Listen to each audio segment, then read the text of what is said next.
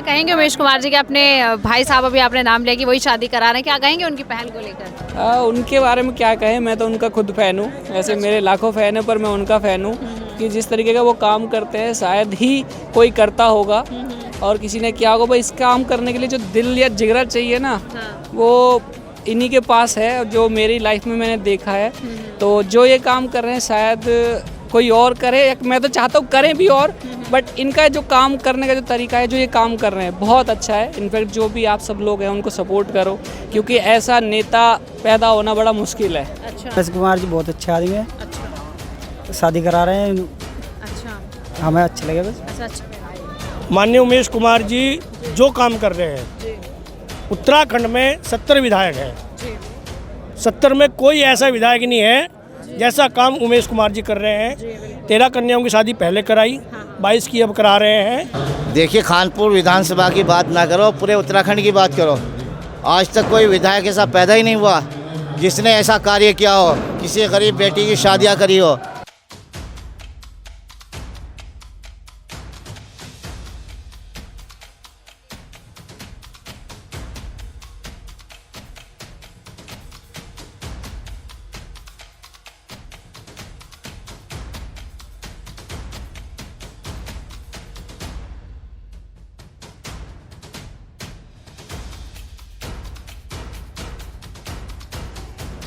निर्धन और गरीब कन्याओं का विवाह करवाने का जो कार्यक्रम है वो उमेश कुमार जी का लगातार जारी है और तीसरी बार हम इस कार्यक्रम में मौजूद हुए क्योंकि इससे पहले 2 कार्यक्रम भी 5, 7 और 11 कन्याओं के उमेश कुमार जी द्वारा करवाए गए हैं। इस बार कन्याओं की जो गिनती है वो ज़्यादा हो चुकी है, 22 कन्याएं हैं। 22 कन्याओं का विवाह खानपुर विधायक उमेश कुमार जी द्वारा कराया गया है और एक ही प्रांगण में वो मुस्लिम कन्या हो या जिस भी समाज की कन्या हो उसका विवाह करवाया जाता है। तो सर आपको कैसा लग रहा है आज 22 कन्याओं को विवाह? दूसरा सवाल मैं आपसे ये भी पूछना चाहूँगी कि विवाह कराने का एक जो आइडिया है ये कहाँ से आपके दिमाग में आया कि इस तरह विवाह करवाना चाहिए, ये चीज़ें कहाँ से आई? देखिए, एक दिन एक व्यक्ति मेरे पास आया जी। तो मुझे उसने अपनी पीड़ा बताई कि मेरी 2 बेटियां थी, मैंने उनका विवाह किया तो एक बार मैंने 1.5 लाख उधार लिया, दूसरी बार 1.5 लाख उधार लिया, 3 लाख रुपए पर 2% के हिसाब से 6,000 रुपये महीना का ब्याज देता हूँ। 3,000 रुपये महीना कमाता हूँ, 6,000 का ब्याज कहाँ से चुकाऊँ? तो मुझे लगा कि ये व्यक्ति अब सारी ज़िंदगी सिर्फ ब्याज चुकाएगा, किसी एक आदमी से लिया हुआ, किसी साहूकार से लिया हुआ। तो मेरे दिमाग में आया कि क्यों ना हम एक ऐसी पहल शुरू करें कि सामूहिक विवाह कराए जाएं, जिससे कि एक आम आदमी सारी ज़िंदगी किसी का कर्जा उतारने से बच सके। उस व्यक्ति की क्या पारिवारिक स्थिति होती है जो सारी ज़िंदगी सिर्फ वो कर्ज उतारता है जो उसने अपनी बेटी के विवाह के लिए लिया होता है। इसके अलावा समाज में हिंदू मुस्लिम के विवाह एक साथ कराकर हमने एक ये परंपरा शुरू की और हमने ये दिखाया कि धर्म से ऊपर इंसानियत है और ये इंसानियत ही है। आज आप हर समाज के व्यक्ति यहाँ देखेंगे, हर बिरादरी का व्यक्ति यहाँ देखेंगे। हमने किसी को आमंत्रित नहीं किया, सब लोग अपना योगदान देने इस सामाजिक पहल के लिए, इंसानियत की एक पहल के लिए स्वयं यहाँ आए। कोई व्यक्ति खाने में मदद कर रहा है, कोई व्यक्ति स्टेज के लिए मदद कर रहा है, कोई व्यक्ति सामान रखवाने में मदद कर रहा है। और आप यहाँ देखेंगे हिंदू और मुस्लिम आपस में किस तरह एक दूसरे के साथ प्रेम सौहार्द के साथ वार्तालाप कर रहे हैं, एक दूसरे के साथ खा पी रहे हैं, हंसी मजाक कर रहे हैं। तो ये एक समाज को जोड़ने की भी पहल है। दूसरी बात, सड़कें बनाना, नालियाँ बनाना, पुल बनाना,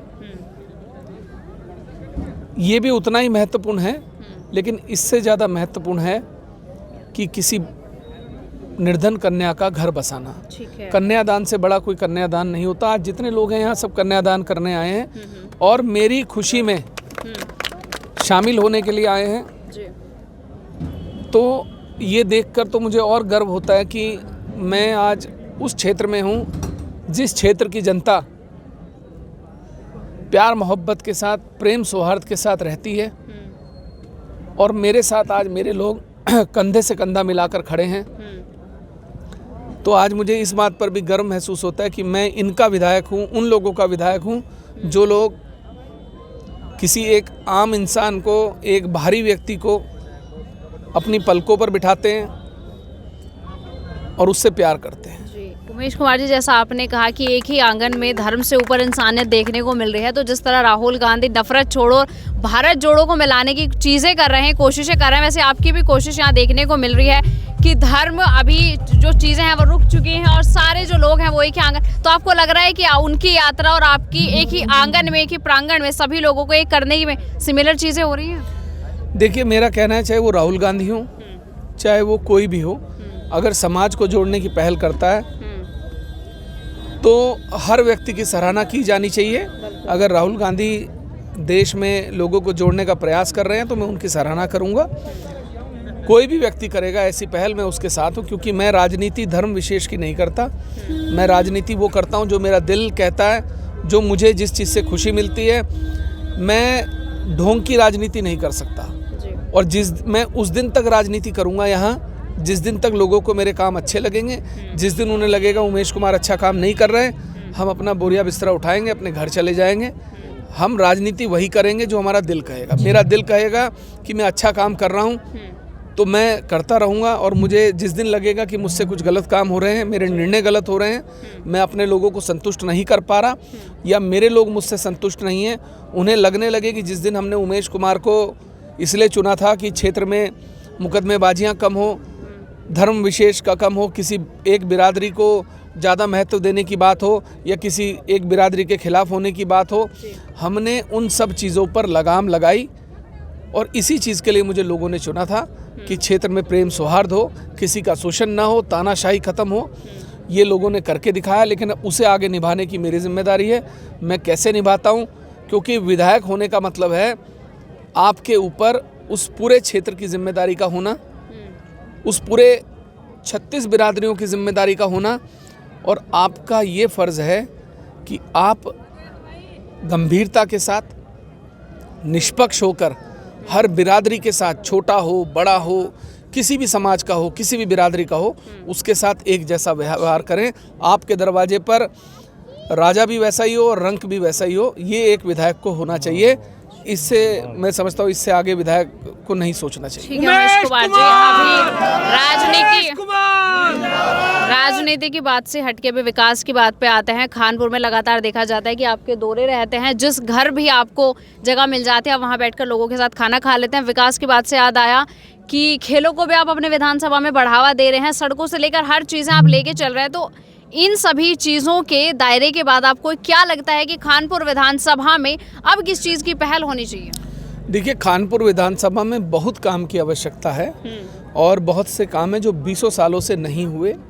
मेरा मानना है, अब जैसे हमने हर गांव उजाला की एक पहल की, हमने उस पहल के तहत हर गांव में 5-5 लाइटें दी।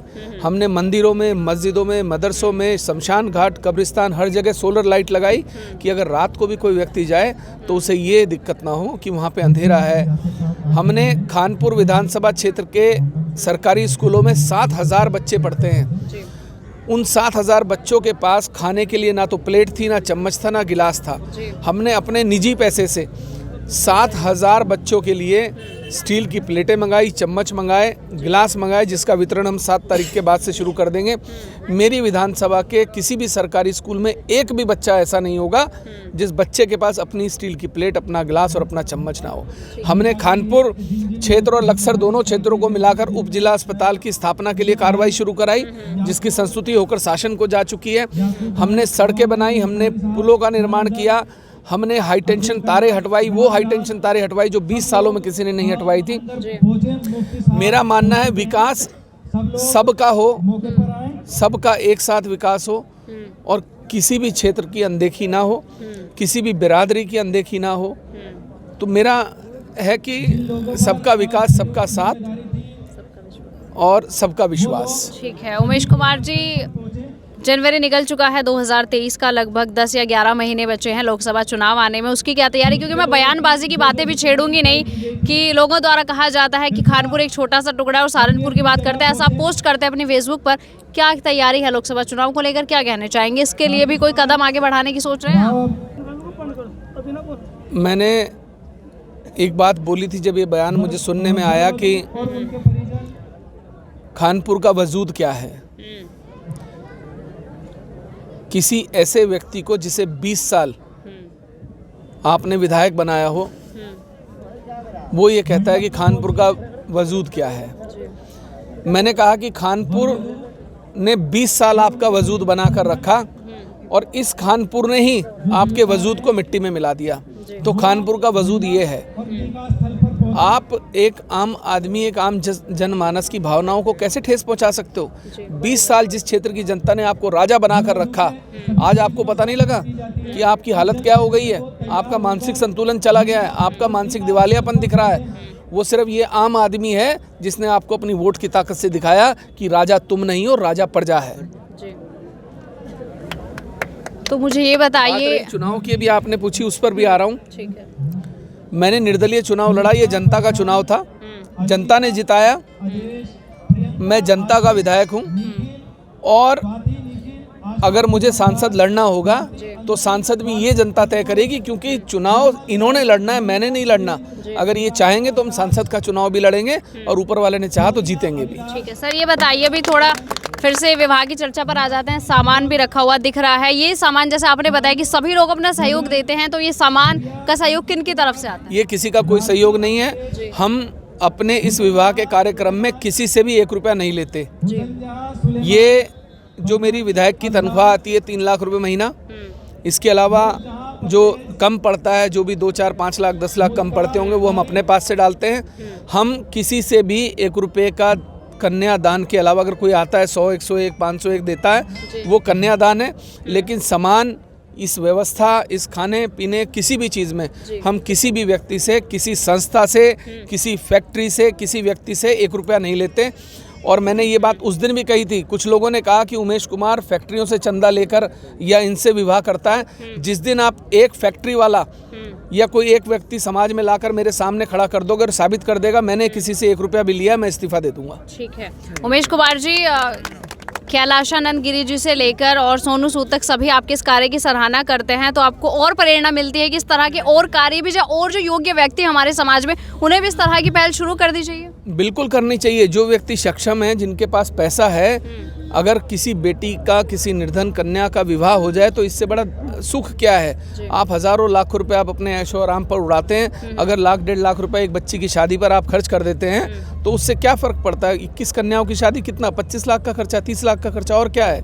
अरे इतने में अगर आपने 21 घर बसा दिए, 21 घर का मतलब आप समझते हैं, 21 दूनी आप लगा लीजिए 42 हो गए। 42 के साथ कल को उनके बच्चे भी होंगे। आपने 50 लोगों का, 100 लोगों का घर बसा दिया, तो इससे बड़ी खुशी की क्या बात है?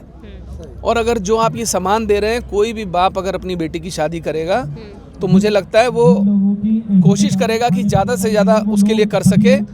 तो जो चीज़ एक बाप अपनी बेटी को देना चाहता है, मैं पूरी कोशिश करता हूं कि वो चीज़ें यहाँ मौजूद रहें, ताकि अपनी बेटी को विदा करते हुए उस व्यक्ति के मन में ये मलाल न रहे कि मैं अपनी बेटी के लिए ये करना चाहता था और मैं नहीं कर पाया।